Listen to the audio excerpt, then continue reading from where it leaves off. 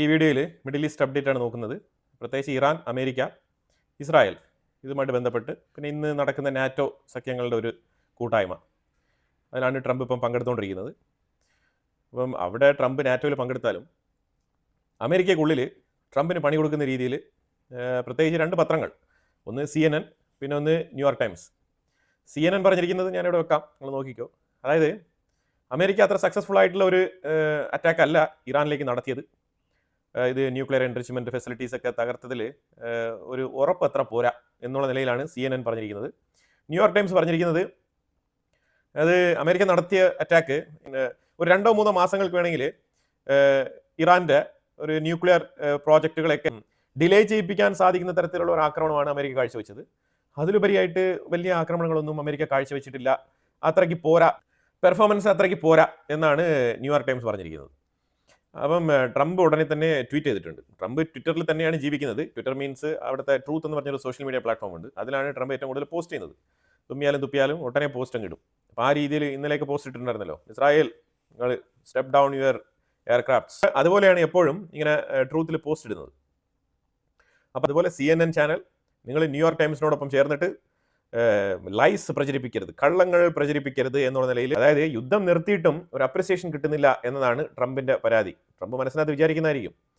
വിജയാഘോഷങ്ങൾ, എല്ലാ തരത്തിലും വിജയാഘോഷങ്ങൾ നടക്കുന്നുണ്ട്. ഇറാന്റെ ഉള്ളിൽ ഇറാന്റെ IRGC ഒരു 3000 വരെ വിളിച്ചുകൊണ്ട് വന്നിട്ട് ഇന്നലെ വമ്പിച്ച ആഘോഷം. അപ്പോൾ അങ്ങനെ ആഘോഷം അവിടെ ഒരു സൈഡിൽ നടക്കുന്നുണ്ട്. ഇസ്രായേലിൻ്റെതായിട്ടുള്ള ആഘോഷം, ഇസ്രായേലിൻ്റെ ഉള്ളിൽ ഞങ്ങളും വിജയിച്ചിട്ടുണ്ടെന്നുള്ള നിലയിലുള്ള ഇസ്രായേലിൻ്റെ ആഘോഷം. അതിലുപരിയായിട്ട് പിന്നെ ഖത്തറും ആഘോഷിക്കുന്നുണ്ട്. ആഘോഷം, കാരണം ഖത്തറിൻ്റെ മേളിൽ ഇറാൻ്റെ മിസൈലുകൾ അവർ പറഞ്ഞിട്ടാണ് വിട്ടതെന്ന് പറയുന്നത്. ഞാനൊരു 20 ബാലിസ്റ്റിക് മിസൈൽ ഖത്തറിലോട്ട് അയക്കും, നിങ്ങൾ അതിനെ ഇന്റർസെപ്റ്റ് ചെയ്യുന്ന പോലെ ഇന്റർസെപ്റ്റ് ചെയ്യുക, പിന്നെ നമുക്ക് ബാക്കിയുള്ള കാര്യങ്ങളൊക്കെ നോക്കാം എന്നുള്ള രീതിയിലാണ് ഖത്തറിനെയും അമേരിക്കയും മുൻകൂട്ടി അറിയിച്ചിട്ടാണ് അത്ര ഇറാൻ ഇവിടെ ഖത്തറിലേക്കും ഇറാഖിലേക്കും ഉള്ള അമേരിക്കൻ ബേസുകളിലേക്ക് മിസൈൽ അയച്ചത്. എനിവേ, ഈ ക്രിക്കറ്റ് കളിയിലൊക്കെ മാച്ച് ഫിക്സിംഗ് ഒക്കെ നമ്മൾ കേട്ടിട്ടുണ്ട്. അപ്പോൾ നമ്മൾ നേരിട്ട് യുദ്ധങ്ങളിൽ മാച്ച് ഫിക്സിംഗ് ഇപ്പോഴാണ് ആദ്യമായിട്ട് കാണുന്നത്. അപ്പോൾ ആ രീതിയിൽ മാച്ച് ഫിക്സിംഗ്, അത് ആ രീതിയിൽ പറഞ്ഞു വെച്ച് ആക്രമണങ്ങളെ നടത്തി ഒരു തരത്തിൽ എങ്ങനെയെങ്കിലും ഈ ഒരു യുദ്ധത്തിൽ നിന്ന് തലയൂരി പോയി ഇറാൻ എന്ന് വേണമെങ്കിൽ പറയാം. കാരണം ഇസ്രായേലിന് ഒരിക്കലും സീസ് ഫയറിന് താല്പര്യമില്ലായിരുന്നു. അവർ തീർച്ചയായും അവരുടെ ടാർഗറ്റുകൾ അച്ചീവ് ചെയ്യാൻ വേണ്ടിയിട്ട് അതിലേറ്റവും അവസാനം ഉണ്ടായിരുന്നതായിട്ടുള്ള ഒരു ടാസ്ക് എന്ന് പറഞ്ഞാൽ ഈ ഒരു എൻറിച്ച്ഡ് യുറേനിയം ഒരു 400 കിലോഗ്രാമോളം, അതായത് ഒരു 900 പൗണ്ട് ഇറാന്റെ പക്കലുണ്ട് എന്ന് IAEA സ്ഥിരീകരിച്ചിട്ടുണ്ട്. IAEA ഇന്ന് രാവിലെ തന്നെ സ്റ്റേറ്റ്മെന്റുമായിട്ട് വന്നിട്ടുണ്ട്. അതായത് ഒരു 900 പൗണ്ട് അവരുടെ കയ്യിൽ ഹൈലി എൻറിച്ച്ഡ് യുറേനിയം അവരുടെ പക്കലുണ്ട്. അത് ഞങ്ങൾ കണ്ട് വിലയിരുത്തിയതാണ്, അതിപ്പോൾ കാണാനില്ല. ഇനി അഥവാ അമേരിക്ക നിങ്ങൾ വളരെ സക്സസ്ഫുൾ ആയിട്ടുള്ള ഒരു അറ്റാക്ക് തന്നെയായിരിക്കാം ഇറാന്റെ ഉള്ളിൽ നടത്തിയത്, അതിലൊരു ഡൗട്ടും ഇല്ല. അതിനവർ ചില ഇമേജസ് ഒക്കെ പബ്ലിഷ് ചെയ്തിട്ടുണ്ട്. ആ ഇമേജിൽ കണ്ടോ, ഇതാണ് ബങ്കർ ബസ്റ്റർ ബോംബ് തുളച്ച് കയറിപ്പോയതിൻ്റെ BU-57 കയറിപ്പോയതിൻ്റെ ആ ഒരു ഹോളാണ് ഇവിടെയൊക്കെ കാണുന്നത് എന്ന് പല രീതിയിലുള്ള ഇമേജസ് ഒക്കെ എടുത്തിട്ട് ജനങ്ങളെ കൺവിൻസ് ചെയ്യുകയാണ്. എവിടെ? ഇസ്രായേലിൻ്റെ ഉള്ളിലല്ല, അമേരിക്കയുടെ ഉള്ളിൽ കൺവിൻസ് ചെയ്യുകയാണ്. കാരണം അമേരിക്കൻസിനാണ് ഇപ്പോൾ ക്ലാരിറ്റി വേണ്ടത്. അമേരിക്ക ഇറാനെ അറ്റാക്ക് ചെയ്യുമ്പോഴത്തേക്കും അമേരിക്കയുടെ എക്സ്പെൻസും കൂടിയാണല്ലോ. അപ്പോൾ തീർച്ചയായിട്ടും അവിടുത്തെ ടാക്സ് പേയേഴ്സിന് ഉത്തരം കൊടുക്കേണ്ടതുണ്ട്. അപ്പോൾ അങ്ങനെ ശരിക്കും ട്രംപ് കൺവിൻസ് ചെയ്യാൻ പറ്റാത്തൊരവസ്ഥയിൽ നിൽക്കുകയാണ്.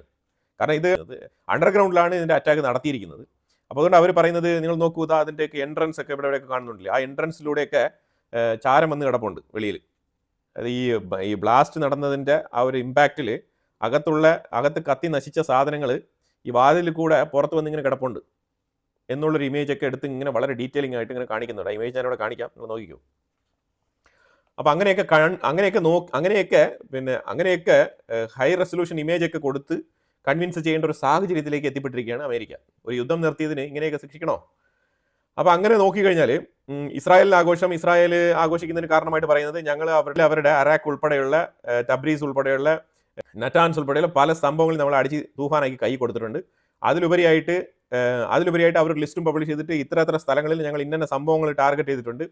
പല ഗവൺമെൻറ് സ്ഥാപനങ്ങൾ, തീവ്രവാദികളുമായിട്ട് ബന്ധമുള്ള ട്രാൻസാക്ഷൻ നടത്തുന്ന ബാങ്കുകൾ വരെ ഞങ്ങൾ അടിച്ച് ഒതുക്കി കൊടുത്തിട്ടുണ്ട്.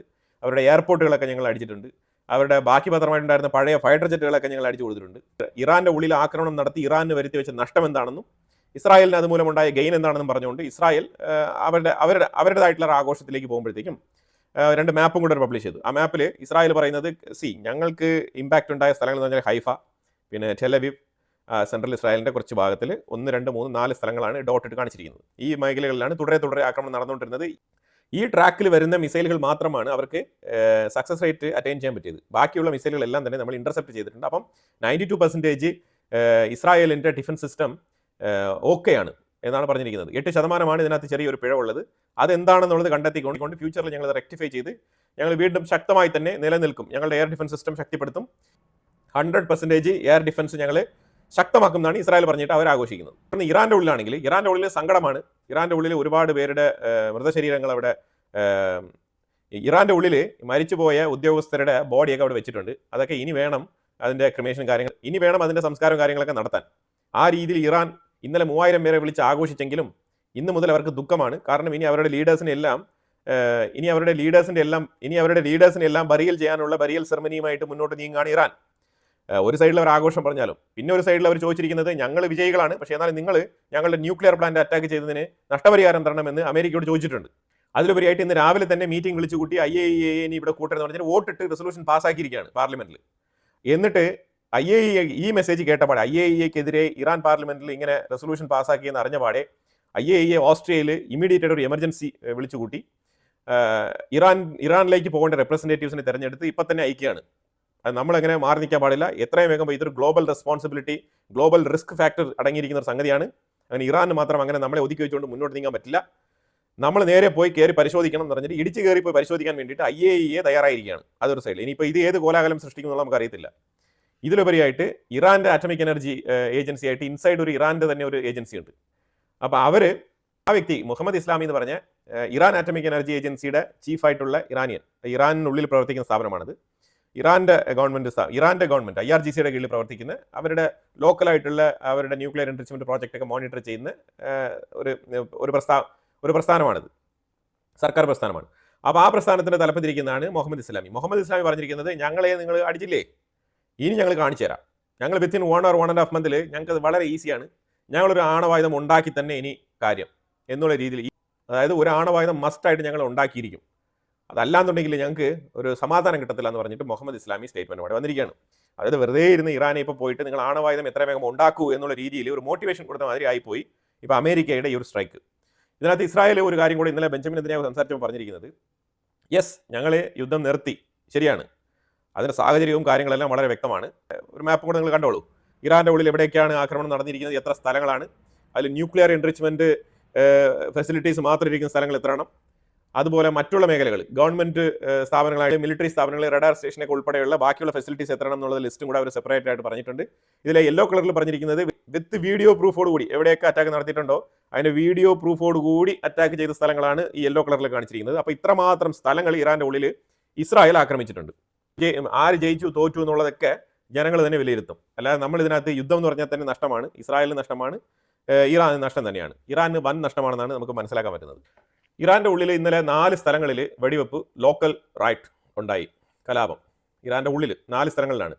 അവിടെ ഈ ആംഡ് ഗ്രൂപ്പിൽപ്പെട്ട ആൾക്കാർ, അതേപോലെ തന്നെ ഈ IRGCയെ എതിർത്തുകൊണ്ട് അവിടെ കാര്യങ്ങൾ നടക്കുന്നുണ്ട്. കലാപം ഉണ്ടാകുമോ എന്ന് ചോദിച്ചു കഴിഞ്ഞാൽ നമുക്കൊന്നും പറയാൻ പറ്റത്തില്ല, അൺപ്രഡിക്റ്റബിൾ, അതാണ് സംഗതി. കാരണം ഇസ്ലാമിക് റെജീം അവരുടെ കംപ്ലീറ്റ് ഗാർഡിനെ ഇപ്പോൾ പുറത്തിറക്കിയിരിക്കുകയാണ്. അതായത് രാജ്യം ഇനി തിരിച്ചു പിടിക്കണമല്ലോ ഒന്നേന്ന്. കാരണം ഇപ്പോൾ ഏകദേശം കുറച്ചൊക്കെ റിബൽസ് അവിടെ ഉണ്ട്. അതിൽ ഇന്നലെ മാത്രം ഏതാണ്ട് 843 ആൾക്കാരെ ഇന്നലെ മാത്രം അറസ്റ്റ് ചെയ്തിട്ടുണ്ട്. അതായത് ഇവരൊക്കെ ഇറാന്റെ IRGC റെജീമിനെതിരെ പ്രവർത്തിച്ച ആൾക്കാരാണ്. അതിന് പൊളിറ്റിക്കൽ കുറ്റകൃത്യം ചുമത്തി അവരെ ജയിലിൽ അടയ്ക്കാൻ വേണ്ടിയിട്ട് പിടിച്ചുകൊണ്ട് പോയിരിക്കുകയാണ്. അതിൽ 3 പേരെ ഇന്ന് രാവിലെ തന്നെ ഇമീഡിയറ്റ് ആയിട്ട് അവർക്ക് എക്സിക്യൂഷൻ നടപ്പാക്കി അവരെ തൂക്കിലിട്ടിരിക്കുകയാണ് ഇന്ന് രാവിലെ. അതുപോലെ ഈ പിടിക്കപ്പെട്ട ആൾക്കാർക്ക് IRGCയുടെ കോർട്ടിൽ കൊണ്ടുപോയി, IRGCയുടെ കോടതിയിൽ കൊണ്ടുപോയാൽ മനസ്സിലായല്ലോ, പിന്നെ അവിടെ സാക്ഷിയോ മൊഴികളോ മറ്റുള്ള വിസ്താരമോ ഒന്നും നടക്കത്തില്ല. ഇന്ന കുറ്റം ഇവന്റെ മേളിലുണ്ട്, ഇങ്ങനെയാണ് കണ്ടെത്തിയിരിക്കുന്നത് പറഞ്ഞു കഴിഞ്ഞാൽ അപ്പോൾ അവനെ വിധിച്ചങ്ങ് തൂക്കുക, ഇതാണ് സംഭവം. ഇപ്പോൾ ഹ്യൂമാനിറ്റേറിയൻ കൺസേണുമായിട്ട് ഇപ്പോൾ ആൾക്കാർ ഇപ്പം UN വരുന്നുണ്ട്. അപ്പോൾ UN-ന്റെ ന്യൂക്ലിയർ വാച്ച് ഡോഗ് പദ്ധതിയിൽ നിന്നും ഇറാൻ പുറത്തു പോകുന്നതായിട്ട് അറിയിച്ചിട്ടുണ്ട്. അവരത് പുറത്തു പോകാനുള്ള മാർഗ്ഗങ്ങൾ അന്വേഷിക്കുകയാണ്. അപ്പോൾ അബ്ബാസ് അറക്ചി കാരണം വീരവാദം ഉയർത്തുന്നു. അതിൻ്റെ തലേദിവസം യൂറോപ്യൻ യൂണിയനുമായിട്ട് ഒരു മീറ്റിങ്ങിന് പോയിട്ട് അവിടെ സംസാരിച്ചതിൻ്റെ യാതൊരു രീതിയിലുള്ള റെസ്പോൺസിബിലിറ്റീസും കാണിക്കാതെ പെരുമാറിയ വ്യക്തിയാണ് അബ്ബാസ് അറക്ചി എന്ന് പറഞ്ഞുള്ള വാദം യൂറോപ്യൻ യൂണിയനിൽ നിന്ന് ശക്തിപ്പെടുകയാണ്. അതായത് യൂറോപ്യൻ യൂണിയൻ അബ്ബാസ് അറക്ചിയെ ഒരു കള്ളനായിട്ടാണ് കാണുന്നത്. ചർച്ച നടത്തിയിട്ട് വന്ന കാര്യങ്ങളൊന്നും തന്നെ വ്യക്തമായിട്ട് ചർച്ച നടത്തിയിട്ട് വന്നതിന് ശേഷം അതുമായിട്ട് ബന്ധപ്പെട്ട കാര്യങ്ങളൊന്നും ആ ചർച്ച നടത്തിയ ലെവലിലേക്ക് നീക്കിയില്ല അയാൾ. അതാണ് അതിന് കാരണം. അതുപോലെ ഇറാന്റെ ഉള്ളിൽ 1054 പേർ കൊല്ലപ്പെട്ടിട്ടുണ്ട്. അതുപോലെ 4000-ലധികം ആൾക്കാർ ഹോസ്പിറ്റലൈസ്ഡാണ്. ഇസ്രായേലിൻ്റെ ഉള്ളിൽ 28 പേരാണ് കൊല്ലപ്പെട്ടിരിക്കുന്നത്. ഈ ഡെത്ത് ടോൾ കാണുമ്പോഴേ നമുക്ക് മനസ്സിലാവുമല്ലോ. അത് നിങ്ങൾ മനസ്സിലാക്കേണ്ട കാര്യം എന്ന് പറഞ്ഞാൽ ഇത് ഇറാൻ ആണെന്നുണ്ടെങ്കിൽ ഇത് ഇസ്രായേലാണ്, ഇത്രയേ ഉള്ളൂ. മനസ്സിലായോ? ഇപ്പോൾ ഇറാൻ ഇസ്രായേലിനെ അറ്റാക്ക് ആണെന്നുണ്ടെങ്കിൽ ഇറാൻ ഇസ്രായേലിലേക്ക് 500-ലധികം മിസൈലുകൾ വിട്ടെന്നാണ് പറയുന്നത്. അപ്പം ഇപ്പോൾ ഇസ്രായേൽ അതേപോലെ 500 മിസൈൽ ഇറാന്റെ മേളിൽ വിട്ടിരുന്നെങ്കിൽ പോലും ഇറാന്റെ എല്ലാ സ്ഥലങ്ങളെയും കവർ ചെയ്യാൻ പറ്റില്ല. കാരണം അത്രമാത്രം വലുതാണ്. ഭൂപ്രകൃതി വെച്ച് നോക്കുകയാണെന്നുണ്ടെങ്കിൽ അങ്ങനെയാണ് സംഭവം. ഇസ്രായേലിൽ അങ്ങനെയല്ല. ഇസ്രായേലിന് ഒരു 8% അവരുടെ മിസൈൽ ഇന്റർസെപ്റ്റേഴ്സ് ഫെയിൽഡ് ആയത്. 8%. ആ 8% വന്ന വീഴ്ചയാണ് ഇസ്രായേലിൽ ഈ രീതിയിൽ 10-15 ബിൽഡിങ്ങുകൾക്ക് അറ്റാക്ക് നേരിടേണ്ടി വന്നത്. 28 കാഷ്വാലിറ്റീസും ഉണ്ടായിരിക്കുന്നത്.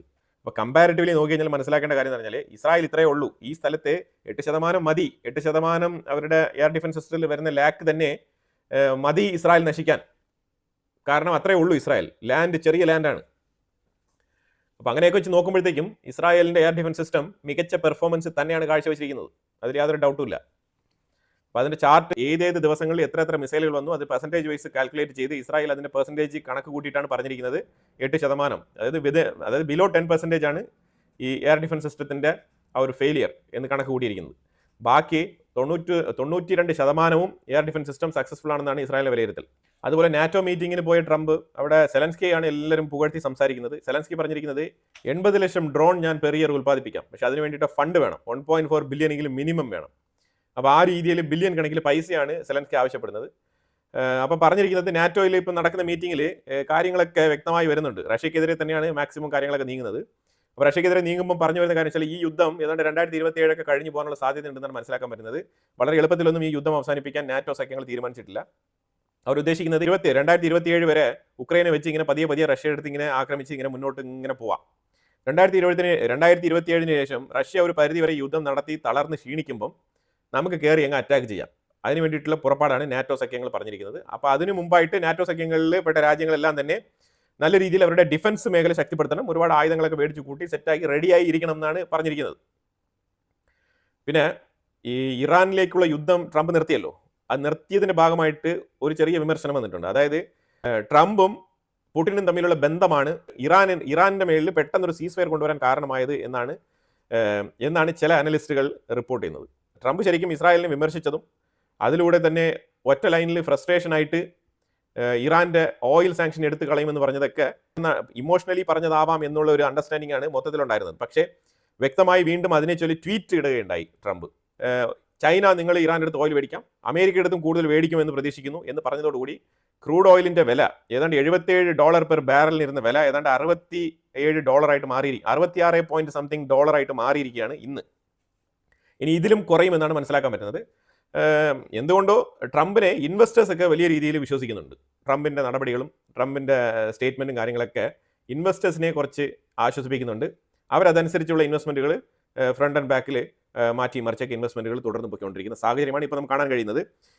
പിന്നെ ഒരു സംശയമുള്ളത് ട്രംപും നെതന്യാഹുവും കൂടെ ചേർന്ന് വേറെ എന്തെങ്കിലുമൊക്കെ സ്ട്രാറ്റജിക് ആയിട്ട് പ്ലാൻ ചെയ്യുന്നോ എന്നൊരു നിഗമനവും വരുന്നുണ്ട്. കാരണം ഇങ്ങനെയല്ലല്ലോ അമേരിക്ക സാധാരണ നടപടി എടുക്കുക. പ്രത്യേകിച്ച് ഇസ്രായേലിനെയൊക്കെ ഈ രീതിയിൽ ഗണ്ണിച്ചുകൊണ്ട് ഒരു നടപടിക്രമത്തിലേക്ക് അമേരിക്ക ഒരിക്കലും പോവില്ല. അപ്പോൾ അതുകൊണ്ട് ഇതിൻ്റെ പുറകിൽ വേറെ എന്തെങ്കിലും സ്റ്റോറികൾ ഉണ്ടോ എന്നുള്ള ഡൗട്ടും കൂടി പലരും ഉന്നയിക്കുന്നുണ്ട്. അതും നമ്മളിവിടെ ശ്രദ്ധേയമായിട്ട് നോക്കി കാണേണ്ടതാണ്. അപ്പോൾ ഇതിൽ ചൈനയുടെ ലിങ്ക് റഷ്യ ത്രൂ വന്ന് ചൈനയ്ക്ക് IRGCയുടെ റെജീം താഴെ പോകുന്നതിൽ യാതൊരു താല്പര്യമില്ല. കാരണം അതുകൊണ്ടാണ് ട്രംപ് ചൈനയ്ക്ക് IRGC റെജീം താഴോട്ട് പോകുന്നത്. IRGC റെജീം അവിടെ നിന്ന്, അതായത് ഇറാനിൽ ഒരു ഭരണമാറ്റം സംഭവിക്കുന്നതിനെ ചൈന ആഗ്രഹിക്കുന്നില്ല. ഇനി അഥവാ ഇറാനിൽ എന്തെങ്കിലും ഭരണമാറ്റം സംഭവിച്ചു കഴിഞ്ഞാൽ ചൈന അമേരിക്കയുമായിട്ടുള്ള എല്ലാ ബന്ധങ്ങളും നിർത്തേണ്ട ഒരു സാഹചര്യത്തിലേക്ക് മാറും എന്നാണ് മനസ്സിലാക്കാൻ പറ്റുന്നത്. അപ്പോൾ അതുകൊണ്ട് ഇപ്പോഴാണ് റീസെൻ്റ്ലി ചൈനയുമായിട്ട് സംസാരിച്ച് റെയർ എർത്ത് എലമെന്റുമായിട്ടൊക്കെ ഷിപ്മെൻറ്റ് അയക്കണം എന്നൊക്കെ പറഞ്ഞിട്ട് വന്നത്. ഇതുവരെ ചൈന അയച്ചിട്ടില്ല, എന്നാലും അതിലൊരു കൺസെൻ്റ് ഒക്കെ കിട്ടിയിട്ടുള്ള ഒരു അവസ്ഥയിലാണ് ഇപ്പോൾ മുന്നോട്ട് പോകുന്നത്. അപ്പോൾ ചൈനയാണ് റഷ്യയുമായിട്ട് സംസാരിച്ചിട്ട് റഷ്യയുടെ പുടിനെ വെച്ച് ട്രംപിനെ സ്വാധീനിച്ച് യുദ്ധം നിർത്തിയതായിട്ട് പറയപ്പെടുന്നു. അങ്ങനെയാണ് പൊതുവിൽ ഇപ്പോൾ അങ്ങനെയാണ് നമുക്ക് ബാക്ക് ഡോർ ഡിപ്ലോമസി നടന്നതായിട്ട് മനസ്സിലാക്കാൻ പറ്റുന്നത്. ട്രംപിന്റെ ഇതേ പൊസിഷനിൽ ജോർജ് W. ബുഷ് എങ്ങാനും ആയിരുന്നു ഇപ്പം നിലവിലെ അമേരിക്കൻ പ്രസിഡന്റ് എന്നുണ്ടെങ്കിൽ ഇറാനോട് ഈ ഒരു സമീപനം ആയിരിക്കില്ല എന്നാണ് വിലയിരുത്തുന്നത്. അപ്പോൾ അതുകൊണ്ട് ട്രംപിനെതിരെ എന്ന് പറഞ്ഞാൽ ട്രംപിനെതിരെ ഈ ലെഫ്റ്റ് ലിബറൽസിനെ സപ്പോർട്ട് ചെയ്യുന്ന കുറേ പത്രങ്ങളുണ്ട് ഇതേപോലെ. അപ്പോൾ ഈ CNN ഉൾപ്പെടെയുള്ള കുറച്ച് മാധ്യമങ്ങളുണ്ട്. അവരൊക്കെ ട്രംപിനെ നല്ല രീതിയിൽ വിമർശിക്കുന്നുണ്ട്. ഫോക്സ് ന്യൂസ് ട്രംപിനെ സപ്പോർട്ട് ചെയ്ത് ന്യൂസ് കൊടുക്കുന്നുണ്ട്, പ്രസിഡന്റ് എന്നൊക്കെ പറഞ്ഞിട്ട്. എന്തായാലും ട്രംപ് ഇപ്പം നാറ്റോ സഖ്യത്തിൽ മീറ്റിംഗിലാണ്. കാരണം ഇറാൻ ന്യൂക്ലിയർ ബോംബ് ഉണ്ടാക്കിയേ തീരൂ എന്ന് പറഞ്ഞിരിക്കുകയാണ്. അതാണ് ഇപ്പോൾ നിലവിലുള്ള അവസ്ഥ. ഇനിയും ഇതേ ലെവലിൽ മുന്നോട്ട് പോകുകയാണെന്നുണ്ടെങ്കിൽ ട്രംപ് വീണ്ടും ഒരു സെന്റൻസ് കൂടി പറഞ്ഞിട്ടുണ്ട്, ഇന്ന് രാവിലെ പറഞ്ഞാണ്. അതായത് ഇനി ഇറാൻ ന്യൂക്ലിയർ എൻറിച്ച്മെന്റ് ഫെസിലിറ്റീസുമായിട്ട് ഞങ്ങൾ ഇനി ആണവായുധം ഉണ്ടാക്കിയേ തീരുമെന്ന് മുന്നോട്ട് പോകുന്നെങ്കിൽ വീണ്ടും US ആക്രമിക്കാൻ യാതൊരു മടിയും കാണിക്കത്തില്ല എന്നാണ് പറഞ്ഞിരിക്കുന്നത്. ഇതേ സെന്റൻസ്, ഇതേ സ്റ്റേറ്റ്മെന്റ് ഇന്നലെ നെതന്യാഹു പറഞ്ഞിട്ടുണ്ട്. അത് യുഎസും ഇസ്രായേലുമായിട്ടുള്ള ബന്ധം വളരെ ശക്തിപ്പെട്ടതാണ്. ഇത് ചെറിയ രീതിയിലുള്ള 1-2 ഡയലോഗുകളിൽ തീർന്ന വിഷയമല്ല. ഇപ്പോൾ ട്രംപ് ഇന്നലെ അങ്ങനെയൊക്കെ സംസാരിച്ചാൽ തന്നെയും ഈ അമേരിക്കയും ഇസ്രായേലും തമ്മിലുള്ള ബന്ധം ഓപ്പൺലി എല്ലാവർക്കും അറിയാവുന്നതാണ്. അപ്പോൾ അതുകൊണ്ട് തന്നെ ഇപ്പോൾ തീർച്ചയായിട്ടും ട്രംപിനെ ഒബേ ചെയ്ത് ഇസ്രായേൽ സീസ് ഫയറിലോട്ട് വന്നിരിക്കുകയാണ്. ഇപ്പോൾ ഇനി റെസ്പോൺസിബിലിറ്റി എന്ന് പറഞ്ഞാൽ അമേരിക്കയുടേതാണ്. ഇനി ഇറാൻ ചെയ്യുന്ന ഓരോ പ്രവൃത്തിക്കും അമേരിക്ക കൃത്യമായിട്ട് റെസ്പോണ്ട് ചെയ്യുന്ന ഒരു സാഹചര്യം ഇവിടെ ഉരുത്തിരിഞ്ഞ് വന്നിട്ടുണ്ട്. അപ്പോൾ അതുകൊണ്ട് ഇനി ഇസ്രായേലിനെ പോയിന്റ് ഔട്ട് ചെയ്യുന്നതിന് മുമ്പേ അമേരിക്ക ഇതിൽ ഫുൾ ആൻഡ് ഫുൾ കമ്മിറ്റഡ് ആണ്. ഇനിയിപ്പോൾ ന്യൂക്ലിയർ ബോംബ് ഞങ്ങൾ ഉണ്ടാക്കുന്നു എന്നുള്ള കാര്യങ്ങളൊക്കെ പുറത്ത് വന്നു കഴിഞ്ഞാൽ ഇനി അമേരിക്ക ഇസ്രായേലിന് മുമ്പ് റെസ്പോണ്ട് ചെയ്യേണ്ട ബാധ്യതയിലേക്ക് വന്നിരിക്കുകയാണ്. അപ്പോൾ എന്തായാലും ഇതാണ് ഇപ്പോൾ നിലവിൽ നടന്നുകൊണ്ടിരിക്കുന്ന വിഷയങ്ങൾ. സമഗ്രമായ കുറച്ച് ഗ്ലോബൽ ജിയോ പൊളിറ്റിക്സ് ആണ് നമ്മൾ ഇതിനകത്ത് നോക്കിയത്. ഇതിനെക്കുറിച്ചുള്ള അഭിപ്രായങ്ങൾ കമന്റ് ബോക്സിൽ രേഖപ്പെടുത്തുക. കൂടുതൽ വിഷയങ്ങളുമായിട്ട് അടുത്ത വീഡിയോയിൽ വരാം. Thank you so much.